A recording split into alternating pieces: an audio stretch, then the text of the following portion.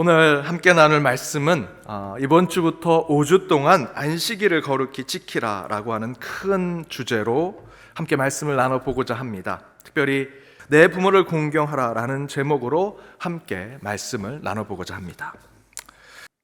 여러분, 고려장 이야기 아시죠? 병든 노모를 모시고 산 아들이 그 노모 때문에 가정을 제대로 보살필 수 없는 상황이 되니 그 노모를 깊은 산속에 버리고 오려고 마음을 먹습니다. 그래서 노모를 지게에 얹혀 놓고 메고 가는데 끝내는 그 아들이 노모를 산속에 두지 못하고 다시 노모와 함께 집으로 돌아오지요. 왜냐하면 어머니가 자기를 그 깊은 산속에 버리러 가는지 다 알면서도 자기를 짊어지고 가는 그 아들을 향해서 뒤에서 계속 이렇게 얘기하십니다. 아들, 힘들지? 쉬었다가. 아들, 힘들지? 쉬었다가. 그 얘기를 들은 그 아들이 어떻게 어머니를 산속에 두고 오겠습니까? 마지막까지 우리의 어머니는 아들을 위해서 계속해서 아들의 안부와 아들의 평안을 묻는 거죠. 그래서 우리는 그런 부모를 공경하고 모시며 사랑한다라는 뜻에서 효도한다라는 표현을 씁니다. 그런데 이 한자의 효는요, 늙을 노자에 아들 자자가 밑에 쓰여져 있습니다. 그러니까 자녀들이 늙은 부모를 뒤에 메고 있는, 어깨에 짊어지고 있는 모습을 표현하는 것이 효입니다. 그런데 앞에 얘기한 대로 우리의 부모, 우리의 어르신들은 도리어 자신의 진이 다 빠질 때까지 자식을 위하고 자식을 사랑하지요. 사실 효자가요, 잘못 쓰여졌어요. 아들 자자가 위에 올라가야 됩니다. 그래서 자식된 우리는 부모님께 이렇게 받았으니 부모님께 공경하고 효도해야 한다라는 것이 당연한 것처럼 느껴집니다. 어찌 보면 세상에서 얘기하는 거래하듯이 give and take, 내가 이만큼 받았으니 내가 이만큼 주겠다, 효도한다, 부모를 공경한다는 것이 세상 기준으로 내가 부모님께 이렇게 받았으니 이만큼 드리겠습니다 라는 것으로 생각할 수도 있지요. 그러나 사실 효도는요, 그 당연한 의무 너머에 신앙심과 같은, 종교심과 같은 마음으로 행위를 하는 것이 효가 되어야 합니다. 그래서 오늘 본문처럼 십계명의 5번째 계명이 내 부모를 공경하라는 하나님의 명령으로 나오지요. 여러분 아시는 대로 십계명 1에서 4, 4번째 계명은 하나님을 위한 계명이고요, 6에서 10의 계명은 인간을 위한 계명입니다. 그런데 그 사이에 5번째 계명인 부모를 공경하라는 계명은 그 중간에 다리와 같은 계명으로 주어져 있지요. 곧 부모를 공경하는 것은 하나님의 계명일 수도 있고 동시에 인간에 대한 계명일 수도 있다라는 것입니다. 다시 말씀드리면 내 육의 부모도 제대로 모시지 못하고 효도를 하지 못하면서 보이지 아니하시는 하나님을 제대로 모실 수 있다라고 얘기하는 것은 거짓말이라는 것입니다. 또한 나와 가장 가까이에 있는 내 부모, 내 가족에 있는 부모를 온전히 섬기지 못하고 사랑하지 못하면서 내 앞집, 내 옆집에 있는 이웃을 사랑한다라는 것도 거짓말이라는 것이죠. 먼저 나를 낳아 길러주신 내 부모님께 잘해야 보이지 않는 하나님께도 잘할 수 있는 것이고요, 내 눈앞에 있는 부모님을 사랑하고 온전히 섬겨야 내 주변에 있는 이웃과 타인들도 온전히 사랑할 수 있다라는 것입니다. 그래서 여러분, 십계명을 오늘 말씀 끝나고 한번 잘 읽어보십시오. 1에서 4계명까지 하나님을 위한 이 계명에 대해서는 여호와 하나님이란 표현이 나옵니다. 당연하겠죠, 하나님에 대한 계명이니까요. 그러나 6에서 10계명, 6에서 10번째 계명에는 여호와 하나님이란 표현이 나오지 않습니다. 이 또한 당연하겠죠, 인간에 대한 계명이니까. 그런데요, 5계명은 사실은 인간에 대한 계명의 첫 번째 출발입니다. 그런데 5계명에 보면 여호와 하나님이란 표현이 나옵니다. 내 부모를 공경하라, 그리하면 내 여호와 하나님이, 하나님 여호와가 준 땅에서 내 생명을 길리라 라고 하는 표현이 나오죠. 내 부모를 공경하라는 이 5계명은 인간에 대한 계명의 첫 번째 계명인데, 하나님은 그 인간에 대한 첫 번째 계명에는 여호와 하나님이라는 이 표현을 넣어서 하나님의 세상과 인간의 세상을 연결하는 그 다리의 대상과 그 역할로 부모를 두고 있음을 우리에게 알려주고 있는 것입니다.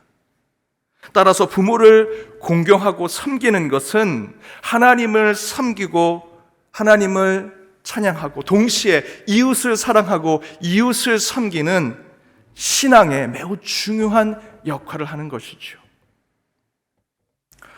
어느 회사에서 남자들에게 죽기 직전 당신이 할 유언이 무엇입니까? 라는 순위를 조사해 봤습니다. 3위가 설마 내가 죽겠니?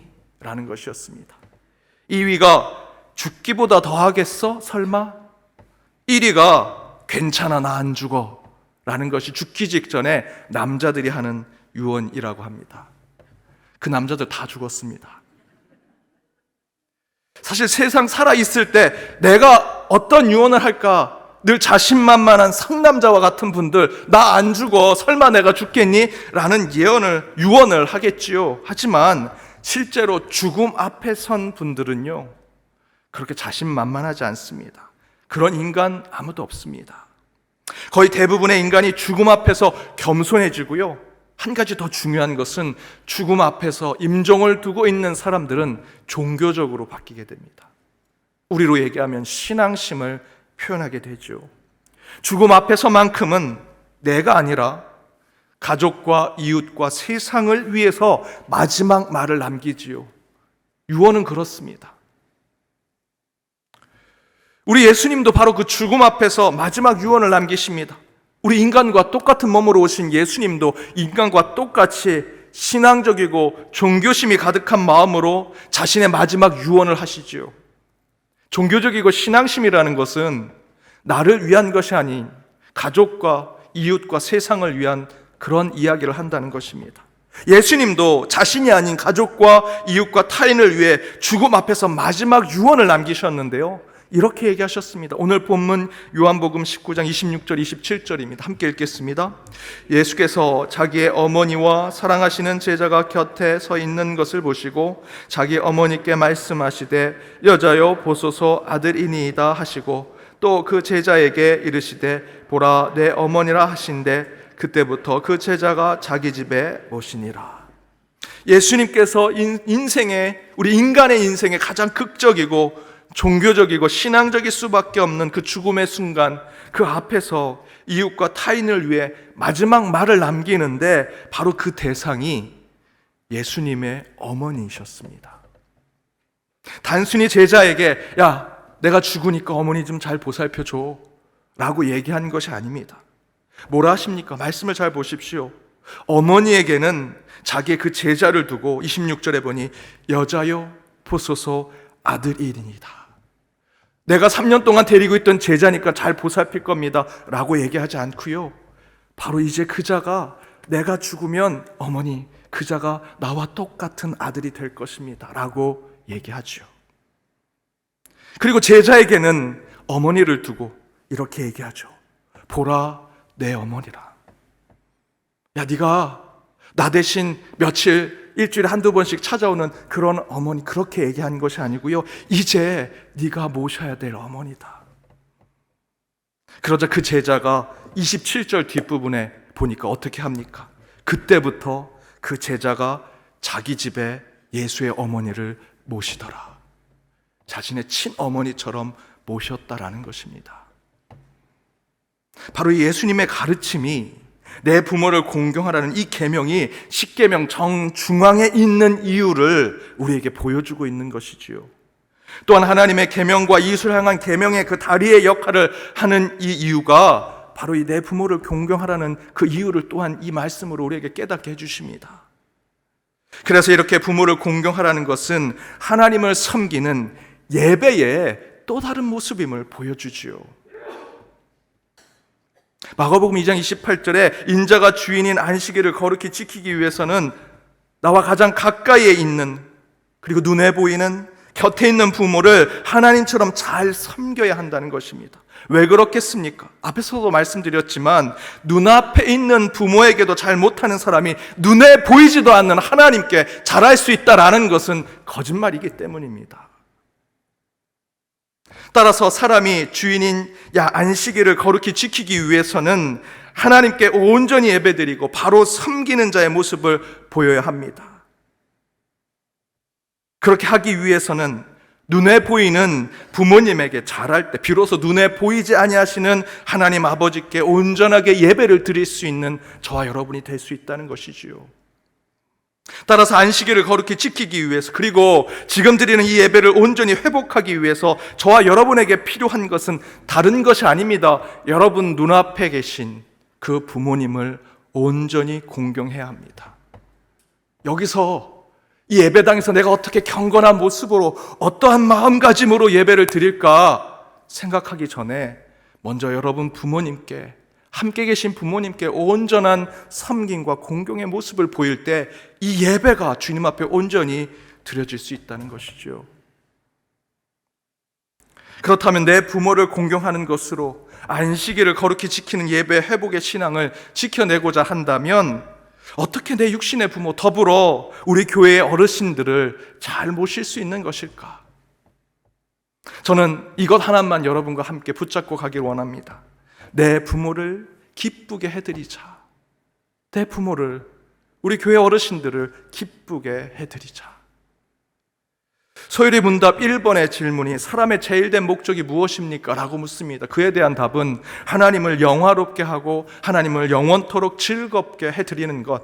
간단히 말씀드리면 하나님을 기쁘시게 하는 삶을 살아가는 것이 하나님께 창조된 저와 여러분의 목적된 삶이다 라고 얘기하는 것이죠.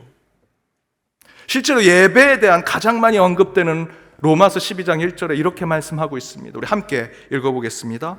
그러므로 형제들아 내가 하나님의 모든 자비하심으로 너희를 권하노니 너희의 몸을 하나님이 기뻐하시는 거룩한 산제사로 드리라. 이는 너희가 드릴 영적 예배니라. 너희 몸을 하나님이 기뻐하시는 거룩한 산제사로 드리라. 지금의 이 예배를 얘기하는 것이죠. 이는 너희가 드릴 뭐라고요? 영적 예배가 된다는 것입니다. 하나님을 기쁘게 하고 기쁨으로 내 몸을 산제사로 드리는 이 예배를 온전히 드리는 것이 영적 예배가 된다. 예배는요, 하나님을 기쁘시게 하는 것입니다. 그렇다면 그 예배, 그 안식일을 거룩히 지키기 위해서는 먼저 우리 눈앞에 있는 부모와 그 어르신들을 잘 모셔야 한다면 우리 신앙인들에게 필요한 것은 그 부모님도 하나님을 기쁘시게 하는 것처럼 기쁘게 하는 삶을 사는 것. 먼저 내 부모를 기쁘게 할 때 하나님 앞에 거룩한 기쁨으로 산제사를 드리는 예배와 그것은 다르지 않다라는 것이 바울의 이야기입니다. 어느 목사님의 설교 예화 가운데 이런 얘기가 있었습니다. 목사님 사시는 사택 그 앞집에 새로 한 가정이 이사가 왔습니다. 그런데 이 가정에 이사 온 후로 매일 저녁 잠잘 때가 되면 문을 열었다가 닫았다가 열었다가 닫았다를 계속 반복합니다. 처음에는 그러려니 생각을 했는데 한 주, 두 주가 지났는데도 계속해서 문을 열었다 닫았다를 반복합니다. 자려고 하는데 자꾸 문을 열었다 닫았다니 얼마나 불편하고 잠을 못 자고 마음이 속상하겠습니까? 나중에 만나면 한마디 해야겠다라고 생각하는데 어느 날 그 목사님이 교회 가시려고 나왔는데 앞집에 있는 중년 남자가 출근하려고 나옵니다. 쫓아가서 한마디 했습니다. 저 앞집 사는 사람인데요, 자꾸 자려고 하면 문을 열었다 닫았다 열었다 닫았다 해서 너무 불편합니다. 조금 삼가해 주십시오. 그러다 그 앞집 사람이 이렇게 얘기합니다. 정말 죄송합니다. 먼저 찾아뵙고 사과를 드렸어야 했는데 그러지 못해 죄송합니다. 그런데 사실 저희 어머니가 조금 아프십니다. 치매에 걸리셨습니다. 그래서 자기 전에 계속 똑같은 것을 반복하십니다. 아들아, 문을 좀 열어라. 1분이 지나고 아들아, 문을 좀 닫아라. 또 1분이 지나고 아들아, 문을 열어라. 이 말을 주무실 때까지 반복하시는 겁니다. 그거를 이 아들이 다 들어드린 겁니다. 그 얘기를 듣고 이 목사님이 거꾸로 마음이 너무 미안한 생각이 들어서 다음부터는 앞집의 문이 열리고 닫히는 것을 지켜보아도 어머님이 아직 안 주무시고 계시는구나. 그리고 그것이 끝나면 어머님이 주무셨구나. 그 문이 열리고 닫히는 것이 그래도 몇 날 며칠 계속 반복될 수 있도록, 그 어머니가 오래 사실 수 있도록 그 목사님이 기도해드렸다라고 하는 이야기를 들은 적이 있습니다. 이 예화에 저도 사실은 이 예화를 듣고 너무 감동이 되어서 제 목회하는데 한번 꼭 이런 은혜를 표현해야겠다 생각을 했습니다. 제가 미국에 개척하는 그 교회 어르신들이 많이 오셨습니다. 그래서 그 어르신들의 모임에 사랑방이라는 모임을 만들었습니다. 한 달에 한 번, 마음 같아서는 일주일에 한 번씩 모시고 싶은데 여력이 그만큼은 되지 못해서 한 달에 한 번 70 이상 되신 80, 90에 가까운 어르신들을 모시고 예배드리고 성경 공부하고 프로그램 한 후에 제일 중요한 건 식탁 공동체입니다. 밥 먹으러 가는 겁니다. 첫 번째 모임 때는 제가 마치 제 부모님 생각하면서 제가 대접을 했습니다. 저랑 제 아내가. 그리고 그 다음에 자녀들에게 부탁해서 자녀들이 대접을 합니다. 20명, 20명 가까이, 30명 가까이 되시는 우리 어르신들이라 꽤 큰 비용이 들어가는데, 나중에는 제가 당회 때 장로님들께 이 사랑방 얘기를 하면서 장로님도 한 번씩 식사 대접하십시오 라고 제가 떠는 마음으로 말씀드렸더니 장로님들이 예, 알겠습니다, 순종하겠습니다. 그 얘기를 들으시고 어르신들이 우리가 얻어먹을 수 없다 라고 하시면서 본인들 장례 비용으로 두고 있던 그것을 풀어서 한 달에 한 번씩 본인들이 식사 대접을 해서 제가 있는 동안 3년, 4년 동안에 식탁 공동체가 물질로 부족한 적이 없었습니다. 그렇게 함께 모여서 식사하고요, 그 미국에 있는 그 식당 근처에 빵집이 있는데 80년대 그런 그런 빵집입니다. 그곳에 가서 저녁 때까지 얘기를 나눕니다. 무슨 얘기 하시겠습니까? 우리 어르신들 일제시대 때 태어나셔서 6.25 보릿고개 이야기 지나갔던 얘기, 제가 1사후퇴만 30번 들었습니다. 그 루트까지 다 알고 있습니다. 제가 보릿고개 얘기 때 흙 파먹은 얘기, 권사님 흙을 어떻게 파먹어요? 얘기 들어봐. 흙을 파먹으면 하얀 흙이 나오는데 그거를 물에 풀어서 끓여서 잡수셨다는 거예요. 그 얘기도 30번 들으면요 지루해집니다. 독일에 간호사로 파송한 분들이 3년 동안, 2, 3년 동안 그 사람들이 인종차별로 야간 근무만 세우는 겁니다. 밤에만 일합니다. 독일에 오자마자 햇빛을 3년 동안 한 번도 자기는 본 적이 없다고, 그런 얘기를 수십 번 반복해서 듣습니다. 이북 출신 권사님은 매번 신방 갈 때마다 그 미국 사회에 있는 냉면 맛이 없습니다. 근데 꼭 냉면을 먹으러 가자고 하십니다. 그러면서 항상 불평을 하십니다. 너무 맛없다고. 그러면서 제게 항상 이렇게 얘기하십니다. 내래 통일이 되면 우리 목사님 제대로 냉면 대접하겠어. 이 얘기도 한 10대 번 들었습니다.